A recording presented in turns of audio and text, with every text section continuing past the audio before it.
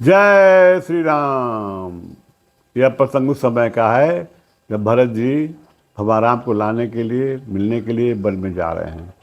तो इंद्र को बड़ा परेशानी हो रही है, कहीं भगवान भक्त के दास हैं, भक्त की सबसे ज़्यादा महत्ता रखते हैं और भरत जी से बड़ा कोई भक्त नहीं है। तो कहीं भरत जी के प्रेम बस वो कहीं लौट न जाएं और उनका काम अधूरा हो जाएगा। इसलिए वो चाहते हैं कि राम भरत और राम में भेंट न हो।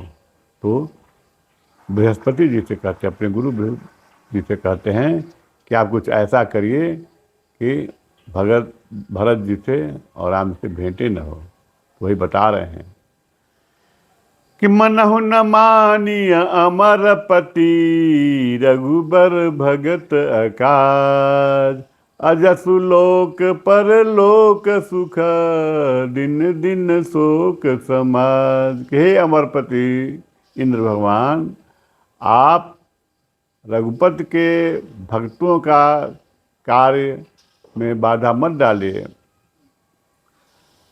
उनका अपमान मत कीजिए।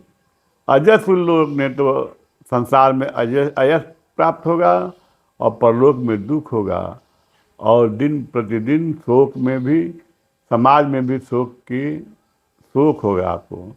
इसलिए भगवान के भक्तों को कभी उनके कार्य में बाधा डालने की कोशिश न करें। ये है भक्त की महिमा। भगवान शरीर ही धारण किए हैं भक्तों के लिए। केवल जो भी काम करते हैं प्रभु केवल भक्त को ही मानते हैं और भक्त का ही काम करते हैं। इसलिए उनके भक्तों से किसी को बैर नहीं करना चाहिए। सुन सुरेश उपदेश हमारा, राम ही सेवक परम प्यारा, मानत सुख सेवक सेवकाई, सेवक बैरु बैरु अधिकाई। हे सुरेश, मेरा उपदेश सुनो। राम को केवल भक्त ही प्यारा, राम ही के सेवक परम प्यारा। सेवक माने भक्त। कैसा भक्त? जो भरत जी जैसा हो। भरत जी इतने भगवान को मानते थे कि जाते समय माँ गंगा से उन्होंने वर मांग रहे हैं कि धर्म न अर्थ न काम रुचि, गति न चाहूं निर्वाण, जन्म जन्म रति राम पद, यह वरदान न आन। वो भी पूजा कर रहे हैं देवताओं की, तो क्या मांग रहे हैं कि न मुझे धर्म चाहिए, न अर्थ चाहिए, धर्म न अर्थ न काम रुचि, न कामनाओं में विश्वास है, अगति न चाहूं निर्वाण, मुझे मोक्ष भी नहीं चाहिए। क्या चाहिए?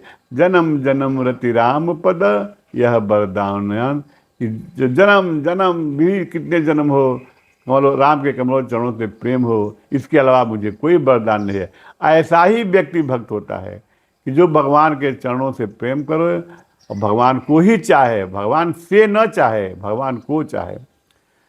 तो कह रहे हैं कि हे सुरेश, मेरा उपदेश सुनो। राम को सेवक परम प्यारा है। अमानत सुख सेवक सेवकाई, सेवक की सेवकाई करोगे तो तुम बहुत सुख मानते हैं, और सेवक के साथ अगर बैर कर दिए तो उसको अपना दुश्मन समझते हैं।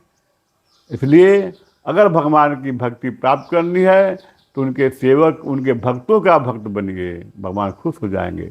यद्यपि सम नहीं राग न रोसु, गाय न पाप पुण्य गुण दोषु, कर्म प्रधान बीश्वर चिराखा, जो जस करहि सो तस फल चाखा।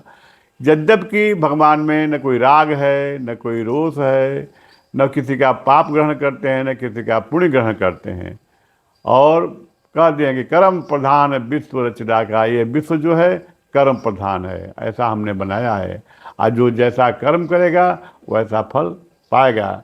ये लोग भी बड़ा मन से सुनाते हैं कि कर्म प्रधान है विश्व रचना का, और जो जस करे सो तस फल जगत। तो उन्होंने विश्व को कर्म प्रधान बनाया है, जैसा कर्म करेंगे वैसा फल पाएंगे।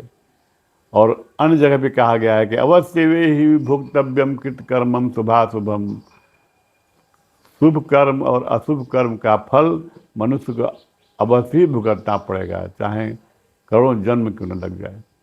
लेकिन यही आगे कह रहे हैं